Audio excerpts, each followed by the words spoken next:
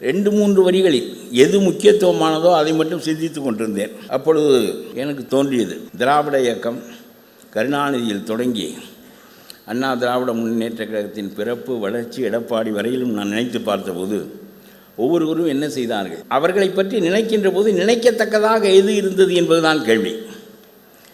அது நல்லதாக இருந்ததா கெட்டதாக இருந்ததா? பல காரியங்கள் நல்லதாகவும் இருந்திருக்கும், அதை விட அதிகமான காரியங்கள் கெட்டதாகவும் இருந்திருக்கும். சில பேருக்கு சில காரியங்கள் தப்பாக இருக்கும், பல காரியங்கள் நல்லதாக இருக்கும். ஆகவே நல்லதையும் தீயதையும் சீர்தூக்கி பார்க்கின்ற போது எது முதன்மை பெற்று நிற்கிறது என்று நான் யோசித்து கொண்டிருந்தேன். கருணாநிதியினுடைய ஆட்சி என்கின்ற போது எனக்கு முதலிலே நினைவு வந்தது கச்சத்தீவு பறிபோனது தான். அந்த கச்சத்தீவு பறிபோகின்ற போது அவர் முதலமைச்சராக இருந்தார்.